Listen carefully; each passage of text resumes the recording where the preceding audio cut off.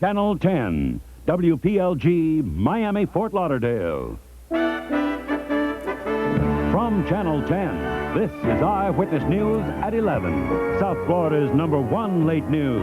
With Dan Bishop, Dwight Lauderdale, meteorologist Dawn Noe with weather, Alan Massingale with sports, and the Channel 10 Eyewitness News team. Good evening. Police putting together the pieces of a deadly puzzle tonight in Liberty City. One woman was killed, another was hurt. The two were gunned down as they stood on a street. Eyewitness News reporter Janelle Stelson is standing by live with the latest details. Janelle? Elliot, and shortly after 8 o'clock tonight, two women were gunned down at 2285 Northwest 50th Street here in Liberty City. Now, we don't have a lot of information at this point, but I'll tell you what we do know. We know that a 34-year-old woman was killed instantly, and a 24-year-old woman who was with her is in stable condition tonight at Jackson Memorial Hospital. She was shot in the foot and her finger was shot off.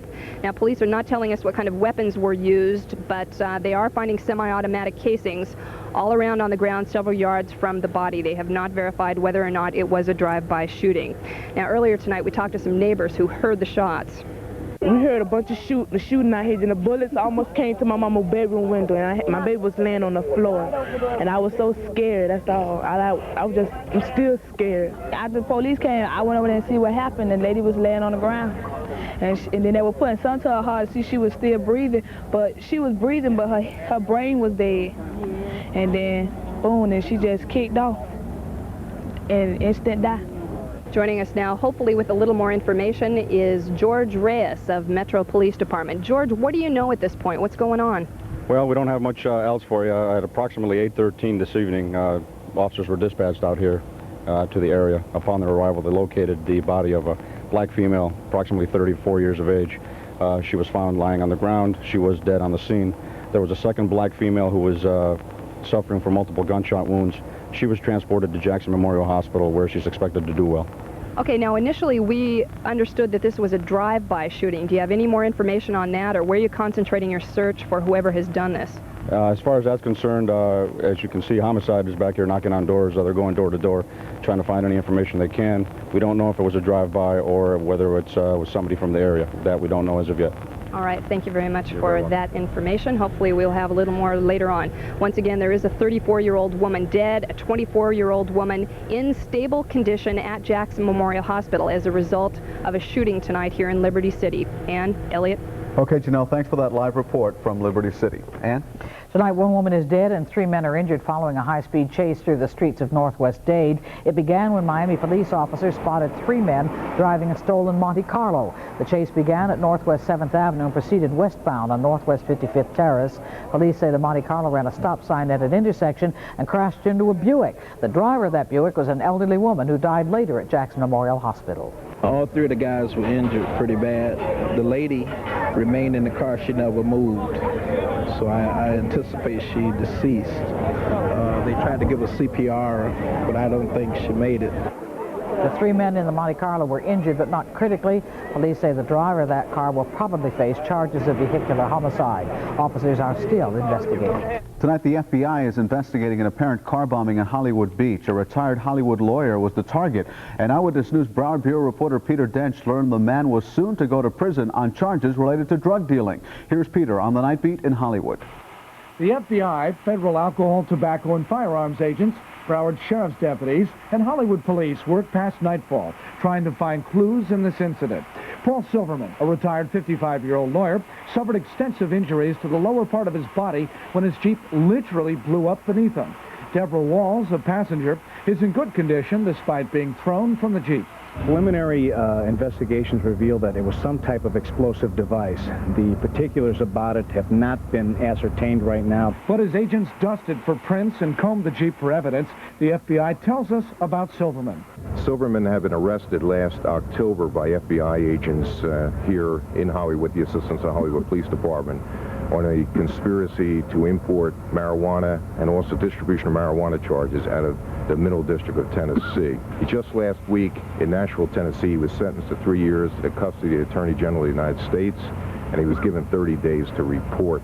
So he's going to prison, or he was going to prison in 30 days. The FBI is looking at a possible connection between the prison sentence and the Jeep explosion.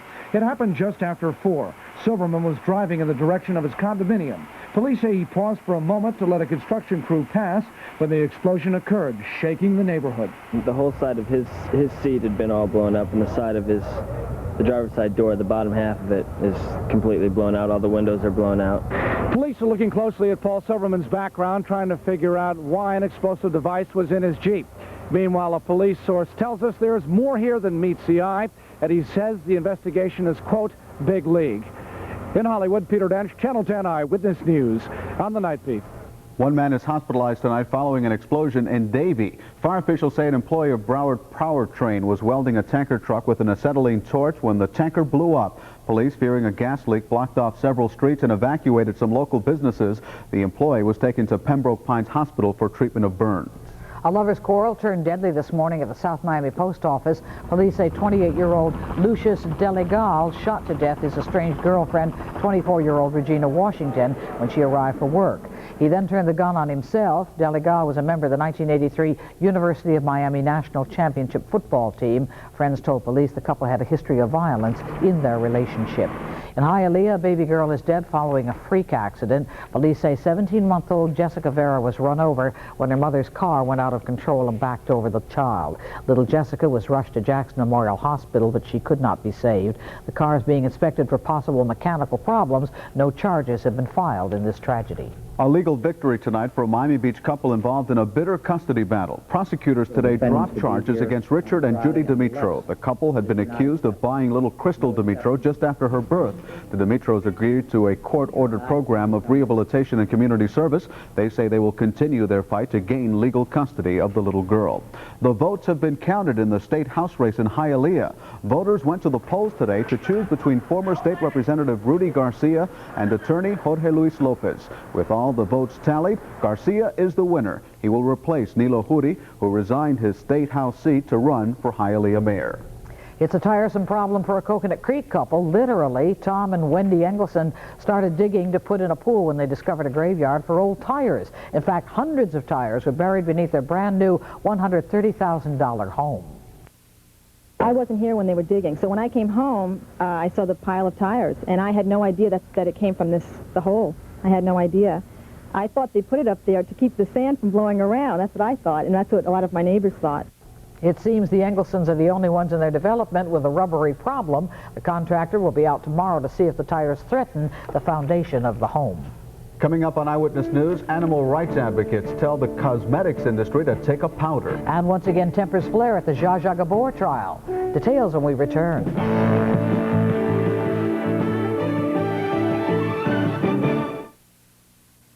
Residents in South Carolina are showing signs of recovering in the aftermath of Hurricane Hugo. Today, health officials declared tap water safe to drink, and several stores and banks were open for business. However, the struggle is far from over. 80% of Charleston is still without electricity, and many roads to outlying areas are blocked by downed trees. About 75,000 people remain homeless. Colombian President Vigilio Barco will meet with President Bush this Thursday in Washington. The visit will come just days after explosions blasted Cartagena and Bogota, killing 2 people. Mr. Bush recently ordered $65 million in military equipment to assist President Barco in Colombia's war against drugs. Vice President Dan Quayle was greeted by protests and violence in Manila today. 2 American civilian employees were fatally shot just hours before Vice President Quayle arrived. Leftist students protested American military bases in the Philippines by burning Quayle's portrait draped with the United States flag. That happening when the Vice President's motorcade drove by. People who make lipstick, hairsprays, and face powder are coming under increasing attack from animal rights advocates. As Eyewitness News Washington Bureau reporter Tom Walker explains, those activists are having some success in getting the attention of the cosmetics industry. The battle has pitted animal rights groups against the makers of some of the most popular products sold to make human beings look and smell better. They know that the American public is overwhelmingly opposed to the mutilation and killing of animals to put new shades of mascara and lipstick on the market. This issue is not about mascaras or products. This issue is about legislation. It's about human health and safety. A growing number of states are considering proposals to ban the use of animals in the testing of cosmetics. Industry spokesmen say such tests are essential to ensure product safety. There is no all-purpose alternative that is available today to any company or to anybody out there to replace an animal test.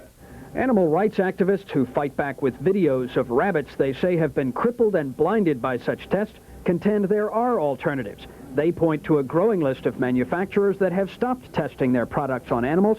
Critics say there's no reason the rest couldn't do likewise. Instead of putting their time and effort into implementing the non-animal test methods that are currently available, they are using their time and effort to drag their feet. This is just one battle in what could become a wider war over the far more extensive use of animals in testing for other purposes, including medical research. The cosmetics industry believes it is being singled out first because it is the easiest target. In Washington, Tom Walker, Channel 10 Eyewitness News. Testimony continued today in the fraud and conspiracy trial of PTL founder Jim Baker. Several people who bought partnerships at PTL's Heritage USA took the witness stand today and said they were satisfied with their purchases. The jury also watched videotapes of old PTL shows. Baker is accused of defrauding PTL followers of $3.7 million. Zsa Zsa Gabor's cop-slapping trial is winding down. Today, the actress lost her temper twice with prosecution witnesses and stormed out of the courtroom, calling them liars. Attorneys are expected to give their closing statements tomorrow. Gabor is charged with slapping a police officer and could face up to 18 months in jail if she is found guilty. Coming up, the Dolphins say goodbye to one, welcome home to another, and they're still waiting on a third. Allen and sports next when Eyewitness News returns for Cutler Ridge, Cooper City, and the rest of South Florida. You're watching Channel 10 Eyewitness News, South Florida's choice for news. Time for sports with Alan Massengill. Busy day for the Dolphins. Yes, and we're still waiting on John Offerdahl, of course. To think that he would have missed a quarter of the season, even if he comes back. That was unthinkable. Who would have thought that? Who would have thunk it? Well, it was not let's let bygones be bygones today, as linebacker Mark Brown reported to camp. Brown's attitude was more like, they've got the gold mine and I got the shaft. But Brown realized he had few options and is in uniform, says he's ready to work, but owner Joe Robbie definitely will not be on his Christmas card list. The Dolphins gave him a one-year, $350,000 contract. Brown says he was not treated fairly, said all along he wanted a trade, but what he really wants now is just to play football again. I feel as if an economic knife has been held to my throat throughout the whole situation, and you know, I'm back now, and I just want to, go from there. Are you happy? Of course I'm not happy. I'm not happy at all. They're sending a message, and they're getting us in here, but not in the right way. And if you're talking about turning around, that's not the way to do it, But I'm here now, and I'm ready to play football. Strong words there. Now, the worst fears of that day against the Jets at Joe Robbie Stadium 2 seasons ago have been realized. Center Dwight Stevenson has officially retired. He never could come back from a devastating knee injury, which left him trying to rebuild a damaged nerve. As is his style, Stevenson wanted to go out quietly. He decided a news conference was not necessary. But after 8 years, it is necessary to say something about how great a player this man was. He was all-pro in 6 of his 8 years. He could be the best ever to play center in the NFL. He belongs in the Hall of Fame, and we wish him the best in the world. Okay, the Hurricanes have toppled such non-powerhouses as Wisconsin, California, and Missouri. This week they take on a Big Ten opponent, Michigan State, which didn't look so bad in the loss to Notre Dame. Michigan State has enough talent to pull off an upset against a club which isn't prepared, and the Hurricanes hope they're not in that position. But then again, how do you satisfy UM fans accustomed to near perfection? I think a lot of people are waiting to see what happens this Saturday before they make their evaluation of what kind of football team we had or what kind of coach Dennis Erickson is. And when we win that, they're going to wait for the Florida State game. And then when that's done, they're going to wait for the... So, I mean, that's just how it is. Man who understands the spot he's in each week. The suspense is killing us. Would the Cubs finally lock down the National League East? Let's take a look at the highlights. In the second, Rick Rona, there goes the runner, down the line, into the corner. That will be a triple. Sean Dunston, he's running, and Chicago goes up 1-0 as Dunston coasts. But in the sixth, Montreal battles back from a 2-0 deficit. Nelson Santavina gets just enough of this one, a high fly ball deep to left. It's caught, but in comes Andres Galarraga, but in the eighth, a gift. Hubie Brooks out there cannot handle it. Nope, bobbles it. Ryan Sandberg continues to chug, and because of the late throw, he scores. Chicago's up 3-2, and Mitch the Wild Thang Williams gets Mike Fitzgerald to end the game. They go crazy. The Cubbies win the East, their second National League East title. Their last championship was in 1984. They've not been to the World Series since 45. There's the scores. Didn't matter what St. Louis did. It's in the fourth in San Diego. The Giants can clinch with a win. The Blue Jays trying to stay one up on Baltimore at Tiger Stadium in the third. Kelly Gruber with the single scored Lloyd Mosby. Mookie Wilson coming around. Toronto up 2-0 in the top of the sixth as Sparky Anderson chills out. Blue Jays are rolling. Pat Borders singles. Kelly Gruber will come in. Manny Lee will be thrown out at third to end the inning, and this was going to be a big play as he gets caught because the Tigers got 3 in the bottom of the ninth, and the Blue Jays lose 4-3. But Milwaukee, oh no, and Ann is just crumpled. Milwaukee's getting whooped. Unless they come back, it's still going to remain the same. Blue Jays 1 up. The loser in California between Kansas City and the Angels is out of it, and Oakland can clinch a tie with the win. More sports stuff. The Expos say manager Buck Rogers will return next season. Tigers signed manager Sparky Anderson to a contract extension through '92, and the Vikings have signed former Denver kicker Rich Karlis, and Ron Pete may start at quarterback for the Detroit Lions Sunday. What have they got to lose at this point? That's how it stands in sports. Elliot? Thanks, Alan. Looking to avoid those midweek traffic tie-ups, here's Eyewitness News reporter Terry Merriman with tonight's Commuter Alert. In Broward, watch out for nighttime lane closings on Sunrise Boulevard between I-95 and Victoria Park Road. Workers will be repaving Sunrise Boulevard between 7 p.m. to 6:30 a.m. 2 lanes at a time will be closed during that work. Delays continue on the Sheridan Street exit at I-95. 1 lane of the southbound exit ramp and 1 lane of the northbound exit ramp are closed for construction.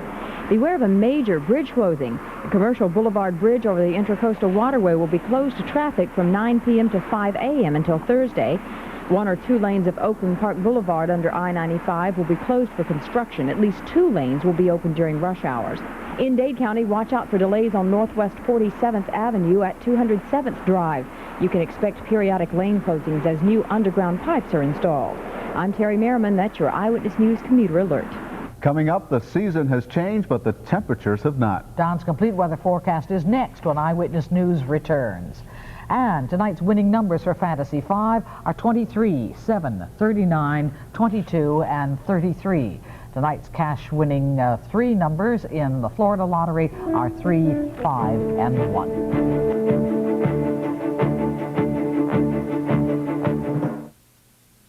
Don's here with a look at weather. We're into fall already, but it still feels like summer. Yeah, I tell you, and you think it was hot here. How'd you like to be in Phoenix? 134 days in a row. No, not in a row. 134 days this year with temperatures over 100 degrees. No thanks. That's a record for them. It's like 4.5 months with a temperature over 100. Now, I don't want to hear any baloney about that's a dry heat, because anything over 100 is hot no matter what the humidity is. There's the barometer rising, humidity 77%. Kind of high. I know they don't have that in Phoenix. Wind east to 8, surf temperature not available. Sunrise 7:11, sunset time 7:13. At 11 o'clock, it's still very warm in Miami, 84. Beach is 82, 84 Lauderdale, 81 in Kendall. And West Palm, you guys have 82 degrees at this hour. Our high today, 91, the low 80, and no rain, or, well, trace of rain, a couple drops today. Record high 94, we didn't come too far from that. The record low, we missed that by a whole bunch, 69 in 1983. Here we have a frontal system across the eastern half of the country. This is the low pressure area that's been sitting in the Gulf and causing rain to fall in the southeast, but it is going away. And coming over my shoulder here is some very cool air which has settled into the mid part of the country, and temperatures are really some cold readings this time of year. These are highs. 40s in upper Michigan, 50s in Wisconsin, 60s and 70s all the way down at the Gulf Coast, 80s and 90s, of course, here in Florida, and the hot spot, as we mentioned, in the desert southwest, 100s and 80s up into northern Montana. Tonight will be a frost and freeze advisory throughout all of Michigan, northern Illinois, Indiana, Ohio, and the extreme western part of New York State. Last night, the temperature in Wisconsin dipped as cold as 22 degrees in Cumberland, Wisconsin. Tonight, fair skies over much of the country, a few scattered showers in the west, and showers are beginning to die out a little bit on the east coast at this time, but it looks like conditions will be conducive to rainy activity again for at least the next day or so along the Gulf Coast. The highs across Florida today only in the 70s in the Panhandle, but elsewhere temperatures, as you can see, closer to 90 degrees today. Here's a satellite loop. We're going to show you the photograph over the entire country today. And again, a few clouds moving in the west. We've got clear skies in the middle, and here's the moisture coming up in the east. But notice it doesn't look as bad as it did yesterday. I think all the moisture is beginning to move off to the east, and also some of the low pressure area moisture is moving into the Texas area as well. So it's kind of clearing here, and I think things look pretty good for us. watch over the past 12 hours. You can see a rotation going in this direction. That means there's a high pressure nosing in. You can almost see it coming in here. We'll play that loop again for you. And watch it, you can see the clearing sort of coming into South Florida. We do have a lot of showers down here south of Andros Island, and those are moving in our direction, but basically a drying trend. Here is that radar look, and this is the live radar from Miami. Showers from about the Miami area down south through the K-Sal Bank, and they are moving to the north and to the west at this hour. Forecast for the boaters tomorrow, the wind east to southeast 10 to 15, seas 2 to 4 feet, bay waters a moderate chop, high tide and low tide at government cut. All right, will our weather ever change? Yes, perhaps on Thursday we have a different wind direction coming in, bringing in possibly a little cooler air. But for tonight, partly cloudy and warm, the low 79. Tomorrow, partly to mostly sunny, the high temperature 91. On Thursday, perhaps a northeast wind, and that's going to cool it a little bit and also bring us showers our way, but introduce a little drier air, I think, by the weekend, and conditions look pretty good. So except for Thursday, we have a fairly dry week. That's our forecast for tonight. Ann? Thank you, Don. The big kiss-off contest in Reno, Nevada is over, but instead of one winning couple, there are 3. You might remember the couples who locked lips in an effort to win $10,000 and other prizes, but 3 couples just wouldn't give in until their parents hired lawyers and negotiated a 3-way split. Karen and Fernando Gonzalez were officially declared the winners. They get the condo, and all 6 remaining participants are going to split the money. The contest lasted 42 days before the interested parties kissed off the kiss-off. 42 days? Mm-hmm. Well, they got little moments to rest. That does it for us. ABC's Nightline is next. For Elliot, Alan, Don, the rest of the Eyewitness News team, you have a good night. Remember, we'll be looking for you again tomorrow.